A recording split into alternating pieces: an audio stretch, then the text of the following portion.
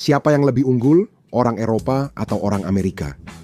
Mari kita cari tahu putaran pertama. Dan ini semua tentang uang. $100 di Polandia lebih bernilai daripada di Amerika Serikat, sehingga membandingkan upah saja tidak cukup untuk menilai standar hidup. Karena itu, ekonom memakai paritas daya beli untuk membandingkan penghasilan dengan daya beli uang di tempat tinggal orang. Misalnya, upah rata-rata di Inggris sekitar 3.900 per bulan. Namun setelah disesuaikan harga, paritas daya belinya sekitar 3.200. Di Jerman 5.900, namun dalam 3.700. Beberapa negara Eropa tetap unggul. Bahkan setelah penyesuaian, Swiss sekitar 6.500 per bulan dalam paritas daya beli. Ada juga negara seperti Yunani dengan upah rata-rata bulanan sekitar 1.200. Namun, setelah memperhitungkan harga yang lebih rendah, angka paritas daya beli mendekati 2.300. Soal uang tunai, Eropa sangat beragam. Di Amerika Serikat, rata-rata upah menurut Biro Statistik Tenaga Kerja adalah sekitar 1.300 per minggu atau 5.200 per bulan, meski bervariasi tiap negara bagian. Setelah disesuaikan dengan daya beli, angkanya naik jadi sekitar 6.900 per bulan. Apakah ini berarti orang Amerika hidup mewah? Kita akan tahu di akhir putaran, tapi sebelumnya mari lihat posisi mereka di piramida uang. Amerika Serikat adalah rumah bagi konsentrasi kekayaan yang luar biasa, sekitar 22 juta jutawan atau sekitar 8,5% dari populasi, dan pada saat yang sama ada lebih dari 900 miliarder. Puluhan juta orang Amerika merasa makan di Red Lobster sehari saja sudah seperti hidup sebagai raja. Inggris memiliki sekitar 3 juta jutawan, 5,8% populasi, dan 55 miliarder. Di Eropa hanya Jerman, Rusia, dan Italia yang memiliki lebih banyak miliarder. Prancis, Belanda, Spanyol, dan Swiss juga termasuk negara dengan kekayaan luar biasa. Tapi jika Anda tinggal di Baltimore atau di Birmingham, keberadaan para miliarder tidak benar-benar meningkatkan hidup Anda. Jadi, upah bukanlah segalanya. Yang benar-benar penting adalah apa yang tersisa setelah semua tagihan dibayar. Di seluruh Uni Eropa, sekitar 20 hingga 21% orang diklasifikasikan sebagai berisiko mengalami kemiskinan. Dan tingkat kemiskinan di Inggris kurang lebih sama dengan rata-rata Uni Eropa, yaitu sekitar 20 hingga 21%. Di seberang lautan, tingkat kemiskinan resmi di Amerika Serikat jauh lebih rendah, yaitu sekitar 11%. Perlu dicatat, kemiskinan di Ukraina berbeda dengan di California. Tidak ada data tunggal soal ini di Uni Eropa. Di Eropa Barat dan Utara, rumah tangga rata-rata memiliki sisa uang 200-600 euro per bulan setelah kebutuhan pokok. Di Eropa Selatan dan Timur, biasanya jumlahnya lebih dekat ke 60 hingga 300 euro. Di Inggris, rata-rata keluarga punya 700 euro per bulan sebagai pendapatan diskresi, tapi banyak yang hanya 120 euro atau kurang, hampir tak cukup untuk hiburan. Lupakan saja, 1 dari 6 orang dewasa di Inggris tak punya tabungan sama sekali. Namun, data Uni Eropa menyebutkan 40% orang tidak mampu menyisihkan tabungan sama sekali dalam 1 bulan biasa. Studi Bankrate menunjukkan 61% orang dewasa Amerika Serikat hidup dari gaji ke gaji per Juli 2025. Dan survei menunjukkan bahwa sekitar 1 dari 4 orang Amerika tidak memiliki tabungan darurat. Sejak 1970-an upah di Eropa dan Amerika Serikat stagnan, sementara harga perumahan, kesehatan, dan pendidikan naik tajam. Warga Uni Eropa rata-rata menabung 13,15% upah, sedangkan di Amerika Serikat hanya 4,5%. Jika digabung, Amerika mendapat poin 1-0 untuk Amerika Serikat putaran kedua, membahas keseimbangan kerja dan hidup.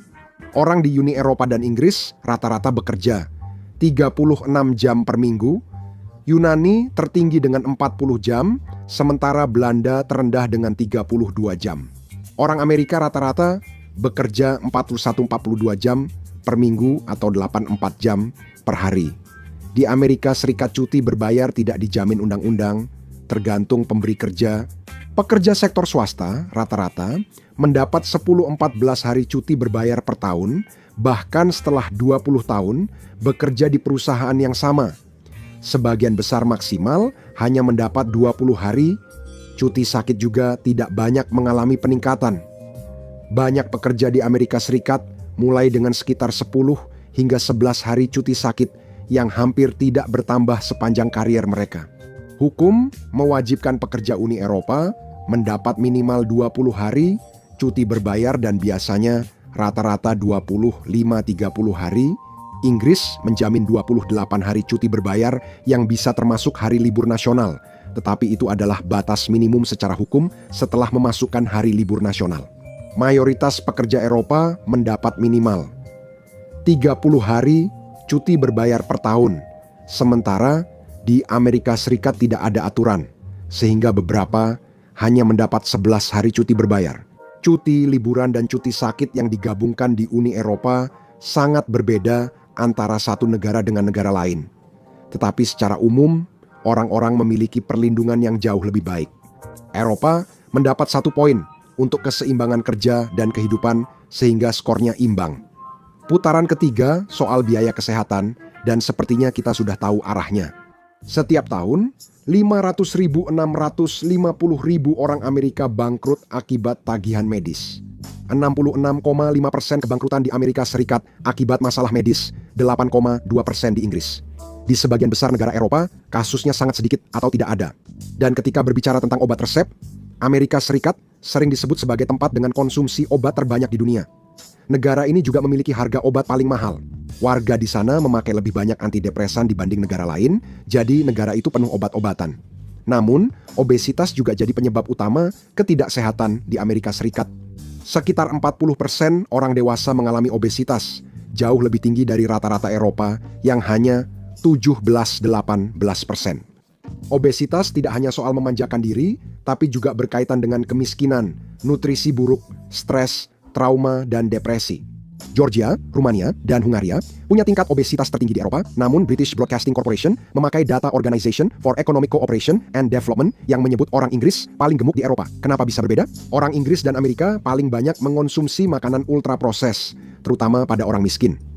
Di Amerika Serikat dan Inggris, 58% dan 57% pola makan berasal dari makanan ini. Ilmuwan menyebut ini aspek sangat negatif kehidupan modern. Rata-rata di Uni Eropa 27 dan orang umumnya lebih mudah mengakses makanan sehat yang dimasak. Eropa unggul 2-1. Kini masuk ronde keempat, membahas hal yang hanya diimpikan milenial dan Gen Z, perumahan. Beberapa kota Eropa seperti London, Paris, dan Barcelona mahal, namun di wilayah lain harganya jauh lebih rendah. Amerika Serikat mirip, tapi biasanya Anda mendapat ruang lebih luas untuk setiap dolarnya. Sebuah apartemen 2 kamar tidur di San Francisco akan menghabiskan biaya $3.600 per bulan yang tentu saja sangat berat. Jika Anda mendapat upah minimum $19 per jam, biaya serupa di London melebihi 2.300 pound, sulit dijangkau dengan upah minimum Inggris sekitar 16 pound per jam. Anak-anak Amerika biasanya tumbuh dengan ruang tinggal yang lebih luas dibandingkan dengan anak-anak Eropa. Rumah di Amerika Serikat rata-rata 2 kali lebih besar dari di Inggris dan jauh lebih besar daripada di sebagian besar Eropa, sehingga memberikan keunggulan kualitas hidup. Meskipun begitu, meskipun perbandingan upah dan biaya perumahan di Amerika Serikat sangat buruk, Anda tetap mendapatkan sedikit lebih banyak nilai untuk uang Anda di seluruh Amerika Serikat dibandingkan dengan di Eropa Barat. Indeks keterjangkauan yang membandingkan harga rumah dengan upah lokal menunjukkan banyak kota di Eropa jauh lebih tinggi dibanding kebanyakan kota di Amerika Serikat.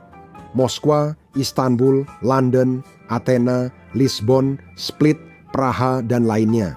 Putaran ini tim Amerika Serikat menang, skor 2-2. Lanjut ke putaran 5 transportasi. Sekitar 41% orang Amerika berjalan kaki untuk rekreasi, tapi hanya 16% yang berjalan kaki ke tempat kerja. Mengapa? Di sebagian besar wilayah negara ini, tidak ada alternatif layak selain mengemudi. Eropa punya beberapa sistem transportasi umum terbaik di dunia. Rata-rata, waktu perjalanan di Uni Eropa 25 menit, di Amerika Serikat 27-28 menit. Di Amerika Serikat umumnya pakai mobil, di Uni Eropa transportasi umum. Namun, Biaya mengemudi mobil di Amerika Serikat relatif murah dibanding negara maju lain. Studi menunjukkan orang Amerika menghabiskan sekitar 55% gaji tahunan untuk mobil, sedangkan di Inggris sekitar 89%. Prancis dan Belanda hanya sedikit tertinggal dari Finlandia. Karena mayoritas orang masih mengemudi, biaya transportasi kita masukkan ke Amerika Serikat. 32 untuk Amerika putaran 6 membahas tentang kecerdasan, dan semuanya berkaitan dengan pendidikan. Di Amerika Serikat, biaya universitas negeri dalam negara bagian sekitar $30.000 $31.000, sedangkan luar negara bagian mencapai $49.000. Jika Anda ingin bergaul dengan orang seperti Mark Zuckerberg di universitas swasta, biayanya bisa sampai $63.000. Itu sudah mencakup biaya kuliah, asrama, makan, dan buku. Itu perkiraan kasar untuk menutupi biaya pinjaman anak-anak. Sehingga rata-rata utang mahasiswa setelah kuliah sekitar $30.000. Sekarang, mari lihat kondisi di Eropa. Biaya berbeda-beda tergantung negara tujuan belajar. Selama 4 tahun, biaya di seluruh Uni Eropa bisa berkisar $35.000 hingga $110.000. Di Inggris Raya, kuliah 4 tahun bisa menghabiskan hampir $50.000.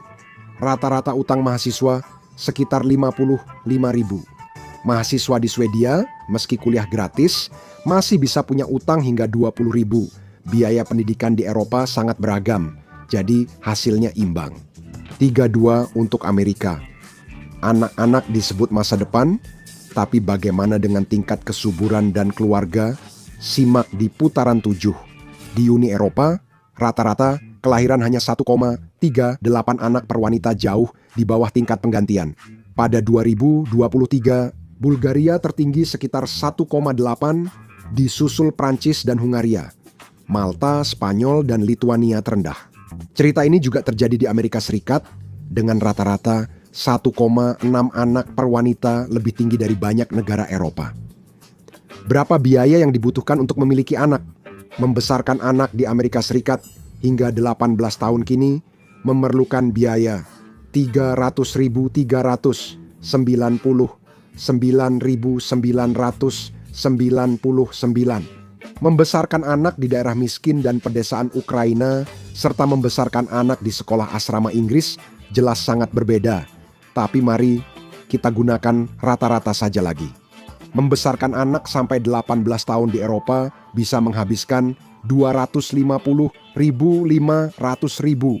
Jika Anda miskin atau dari keluarga berpenghasilan rendah, orang Eropa umumnya mendapat cuti melahirkan dan ayah lebih lama dan dibayar, penitipan anak lebih disubsidi, serta jaring pengaman sosial lebih banyak. Kedua pihak punya argumen kuat, jadi ini seri. 32, bisakah Eropa membalikkan keadaan? Di ronde 8 suasana jadi suram. Ini adalah ronde cepat penyalahgunaan alkohol dan zat. 1. Alasan utama banyaknya kematian muda di Amerika Serikat adalah apa yang disebut para ekonom sebagai kematian karena keputusasaan, yang sekarang menjadi penyebab kematian kelima terbesar di Amerika Serikat. Pada tahun 2022 saja, lebih dari 200.000 orang Amerika meninggal karena overdosis obat, penyalahgunaan alkohol, atau memutuskan untuk mengakhiri hidupnya sendiri. Sejak 1990, 9 lebih dari 1 juta orang Amerika meninggal dengan cara ini, melebihi total korban perang Amerika Serikat abad ke-20. Sekitar 20 tahun lalu, kematian ini banyak terjadi pada warga Amerika kulit putih paruh baya tanpa gelar. Namun saat fentanyl masuk ke pasaran, pria kulit hitam juga terdampak parah. Perempuan dan anak muda juga mengalami kematian akibat keputusasaan. Namun laki-laki jauh lebih tinggi, terutama terkait alkohol. Negara-negara seperti Denmark, Finlandia, Slovenia, dan Jerman menempati peringkat tinggi.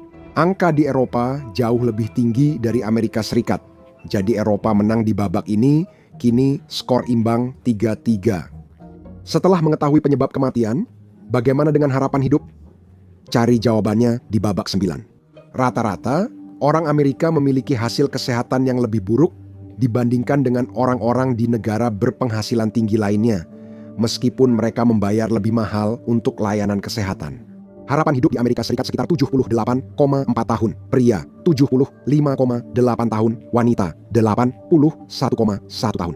Perbedaan antara yang terkaya dan termiskin bisa 7-14 tahun, sementara rata-rata harapan hidup Uni Eropa sekitar 80 1,7 tahun. Bulgaria memiliki angka terendah, sekitar 75,9 tahun, sementara Amerika Serikat lebih buruk dari banyak negara Eropa. Para ahli juga mempertimbangkan kemampuan bertahan hidup setelah lahir saat menilai kualitas hidup. Pada 2023 ada 33-34 kematian per 1.000 kelahiran hidup di Uni Eropa. Di Inggris angkanya 30, 9, 30, 40 per 1.000, sedangkan di Amerika Serikat jauh lebih tinggi, 561 per 1.000. Statistik kejahatan terus berubah, jadi mari bandingkan yang paling ekstrim. Inggris kerap menempati peringkat terburuk di Eropa, dengan kota seperti Birmingham, Manchester, London, dan Bradford sering disebut memiliki tingkat kejahatan tertinggi di benua itu. Di luar Marseille di Prancis atau Napoli di Italia, tidak banyak kota di Eropa Barat yang bisa menyaingi mereka. Mari bandingkan Inggris dan Amerika Serikat. Tingkat pembunuhan di Amerika Serikat sekitar 6 per 100.000, sedangkan di Eropa sekitar 2 per 100.000. Hanya Rusia yang mendekati, jadi Eropa mendapatkan 1 poin, memperlebar keunggulan menjadi 4-3. Di The Infographic Show, kami juga membahas kebahagiaan dan kualitas hidup, bukan hanya hal-hal suram. Menurut Indeks Kebahagiaan Dunia, Finlandia salah satu negara dengan tingkat kematian dan keputusasaan tertinggi di Eropa, justru menjadi yang paling bahagia. Musim dingin yang gelap pasti berat. Denmark, Islandia, Swedia, Belanda ada di bawahnya, lalu Inggris dan Amerika Serikat hampir sejajar. Di peringkat 23-24, 10 negara Eropa meraih skor lebih tinggi. Indeks kualitas hidup terbaru menempatkan Amerika Serikat di peringkat 22 di bawah 17 negara Eropa.